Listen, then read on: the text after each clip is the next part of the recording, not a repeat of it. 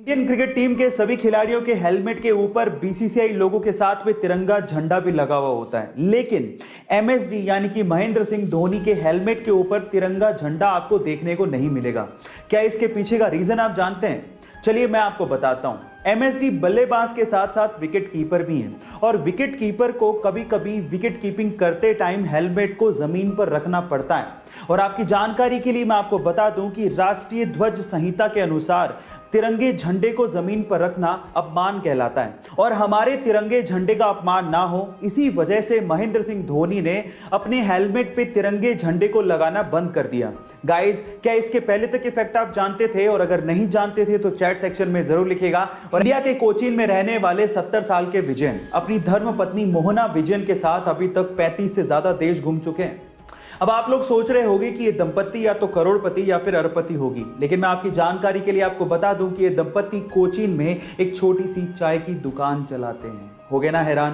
Guys, Vijayan बचपन से ही विश्व भ्रमण करना चाहते थे, लेकिन पैसों की कमी थी, इसीलिए शादी के जस्ट बाद 1963 से ही ये लोग चाय बेचकर हर दिन 300 रुपए सेव करते हैं और अपने विश्व भ्रमण के सपने को पूरा कर रहे हैं। यहां सीखने लायक बात यह है कि अपने सपनों को पूरा करने के लिए पैसे नहीं, पैशन चाहिए। इंडिया की शादियों में बेवजह बेफिजूल का खर्चा किया जाता है और वो भी दिखावे के लिए, और इस दिखावे की शुरुआत होती है वेडिंग कार्ड से।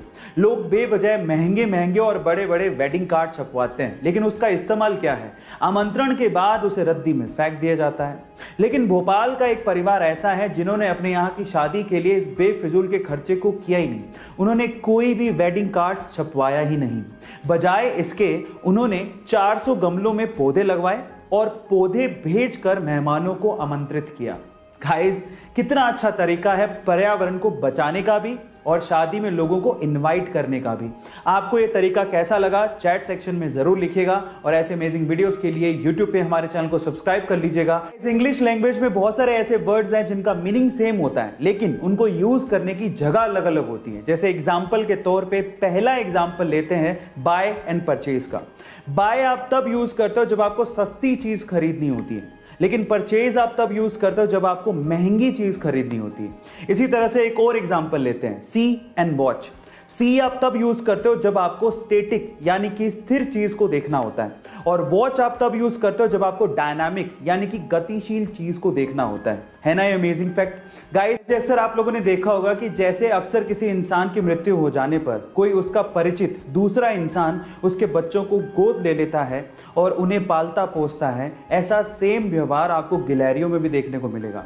गाइस, गिलहरियों में भी अगर किसी एक गिलहरी की मृत्यु हो जाए तो दूसरी गिलहरी उसके बच्चों को गोद ले लेती है और उसे पालती पोसती है। सेम बिहेवियर जैसे कि इंसानों में होता है, वैसा ही बिहेवियर गिलहरियां भी शो करती हैं।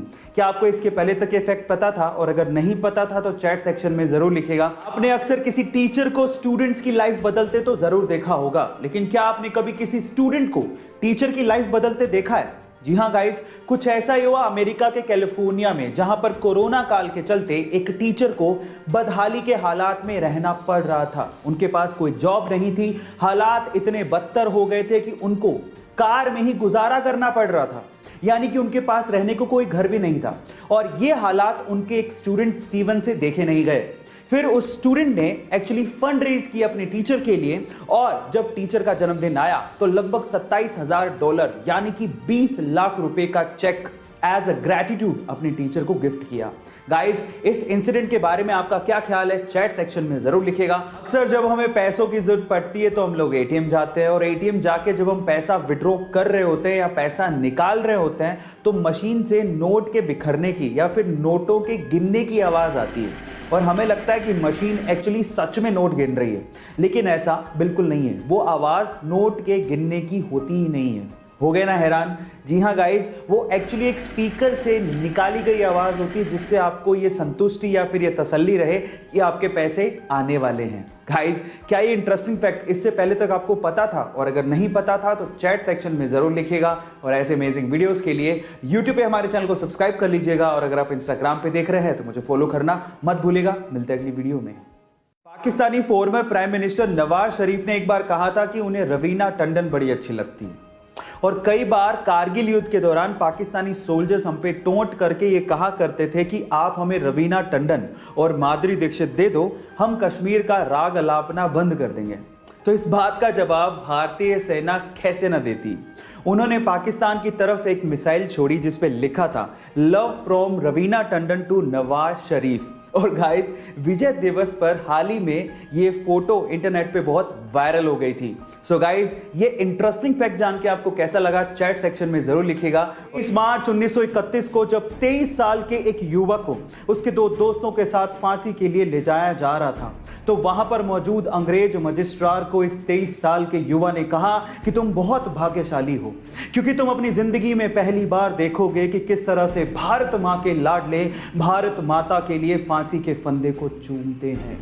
वहां पर मौजूद चश्मदीदों ने यह तक कहा कि जिस तरह से ये 3 भारत माता के लाडले फांसी पर चढ़े, ऐसा फांसी लेते हमने ना किसी को आज तक देखा ना ही सुना। गाइज, आज 23 मार्च है और आज ही के दिन इन 3 सपूतों ने भारत माता के लिए शहादत दी थी। इन सपूतों की शहादत पे ये 2 लाइनें अर्ज हैं। सरफरोशी की तमन्ना अब हमारे दिल में है, देखना है जोर कितना बाजुए कातिल में है, बाजुए कातिल में है। हमारे देश में बेटियों के सुरक्षा के मुद्दे पर लोग बड़ी बड़ी बातें तो बहुत करते हैं, लेकिन जमीनी तौर पर बहुत ही कम लोग हैं जो इसके लिए काम करते हैं। और उनमें से एक हैं राजस्थान के कोटपुतली गांव के doctor RP Yadav ji. Doctor RP Yadav ji को जब पता लगा कि उनके गांव की बेटियों के पास कॉलेज जाने के लिए कोई पब्लिक ट्रांसपोर्टेशन नहीं है और जब वो पैदल ही निकल पड़ती हैं तो उन्हें रास्ते में छेड़छाड़ का सामना करना पड़ता है, तो डॉक्टर साहब ने ये देखकर अपनी जिंदगी भर की जमा पूंजी अपने पीएफ अकाउंट से निकाली। लगभग 19 लाख रुपए में उन्होंने एक बस खरीदी और 2016 में स्वतंत्रता दिवस पर अपनी बेटियों को एक बस गिफ्ट की और आज वही बस उन बेटियों को कॉलेज तक फ्री में छोड़ने के काम आती है। सरकार ने भी इसे बिल्कुल टोल टैक्स फ्री कर दिया और रोड टैक्स फ्री भी कर दिया। गाइस, इससे पता लगता है कि वाकई में आज भी बड़े दिल वाले लोग बहुत सारे हैं। गाइस, ये घटना सुन के आपको कैसा लगा चैट सेक्शन में जरूर लिखिएगा और ऐसे अमेजिंग वीडियोस के लिए YouTube पे हमारे चैनल को सब्सक्राइब कर लीजिएगा और अगर आप इंस्टाग्राम पे देख रहे हैं तो मुझे फॉलो करना मत भूलिएगा। मिलते हैं अगली वीडियो में।